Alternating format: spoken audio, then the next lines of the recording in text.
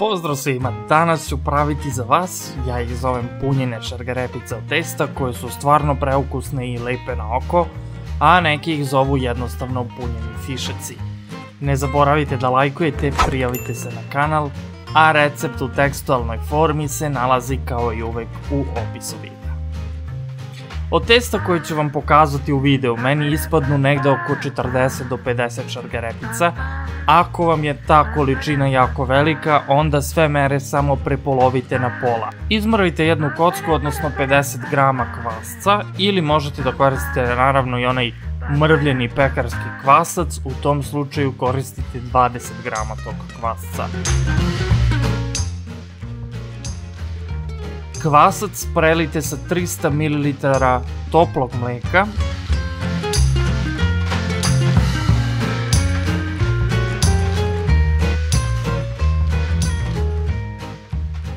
Dodajte 4 kašičice šećera i 1 kašiku brašna. Sve to lepo izmiksajte, promešajte i ostavite nekih 10 do 15 minuta da odstoji kako bi kvasac nadošao. U drugoj posudi dodajte 200 grama masti. U slučaju da ne jedete mast, onda koristite maslac. Ali, opet kažem, najbolje bi bilo da je to mast.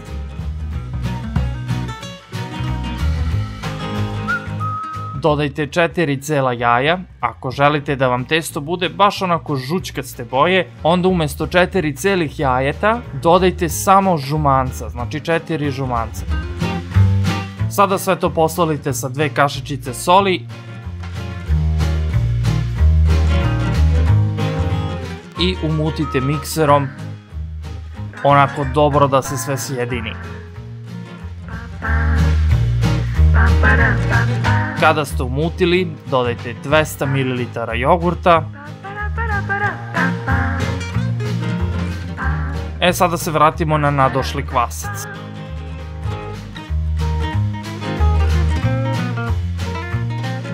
Njega malo promešajte, a onda dodamo ova jaja i mast.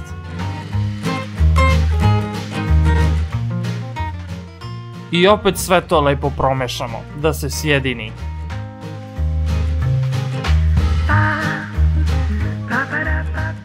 Pa dodamo 1100 grama brašna, odnosno kilogram i 100 grama brašna. Sve to lepo promešamo i zamesimo testo.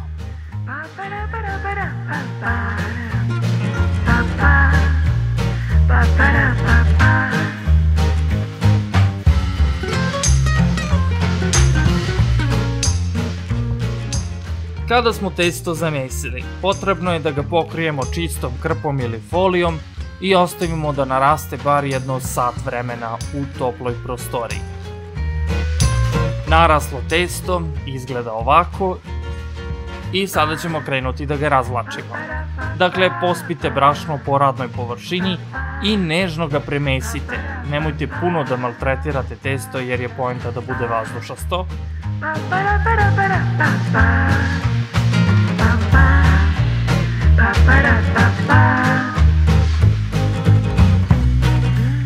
Kada ste ga malo premesili, podelite ga na nekoliko delova i svaki deo premesite i razvucite da bude onako duguljasto.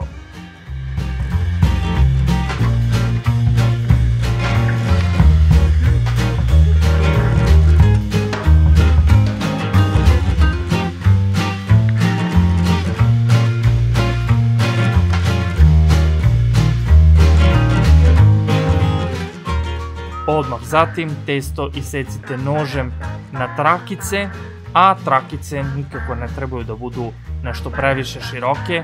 I kada ste to uradili, svaku trakicu premažite uljem kako se ne bi lepile za kalup. I to je to, sada kreće rolanje.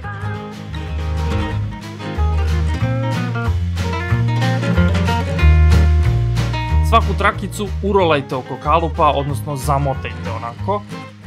Kalupe inače možete pronaći kod Kineza, vrlo su jeftini, a možete i sami da ih napravite uz pomoć kartona i folije. Biće link u opisu kako da napravite sami ove kalupe.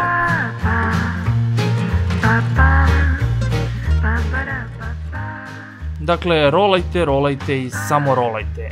Trakice nemojte skroz onako do kalupa da uvijete, već samo do ivice, jer ćete posle teško da ih izvadite ako pređete ivicu kalupa.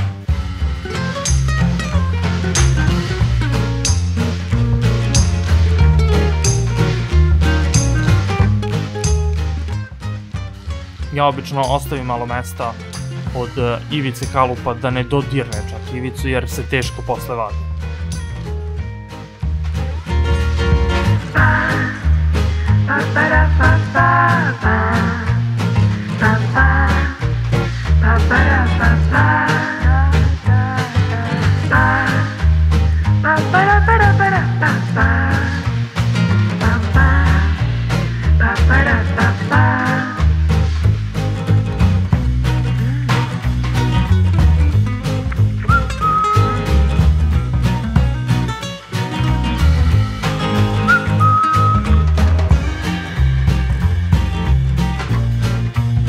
I sada sve to ponovite sa svim testom koje vam je ostalo, dakle izmesite, razvučete, isečete, urolate i idemo na sljedeći korak.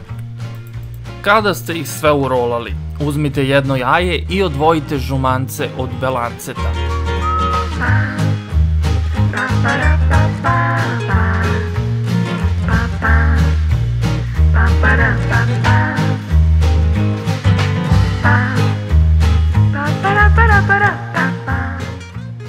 U to žumance dodajte malo mleka i jednu kašiku ulja.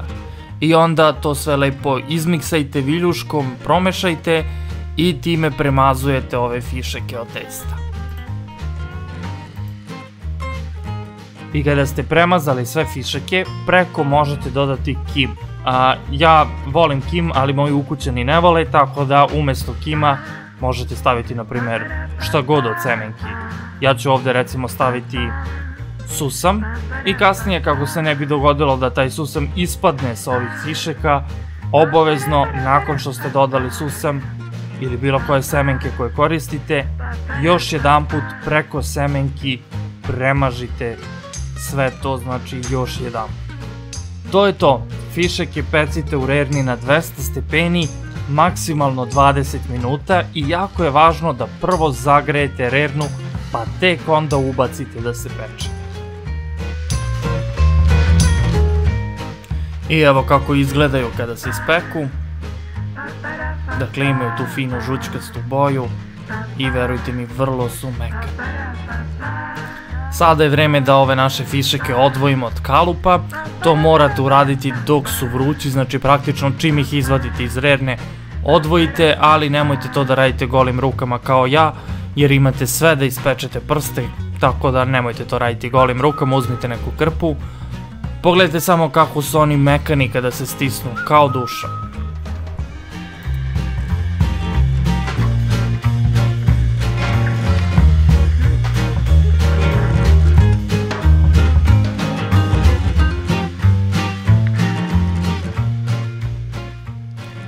Kada se fišeci potpuno ohlade, vreme je da ih punite. Možete ih puniti apsolutno sa bilo čim. Ja obično pomešam mrvljeni sir, pavlaku, šunku, iseckam i onda tako napravim fil od toga, ili jednostavno u ovom slučaju sam ih punio sa ruskom salatom, tako da možete apsolutno sa bilo čim. Možete i majonez da pomešate sa, na primjer, šunkom i da tako punite. Možete naravno i sa meksičkom mešavinom, znači apsolutno pustite mašti na volju. Ja koristim špric da bi ih lakše punio, ali generalno možete koristiti i običnu kašičicu. I evo kako izgledaju napunjene.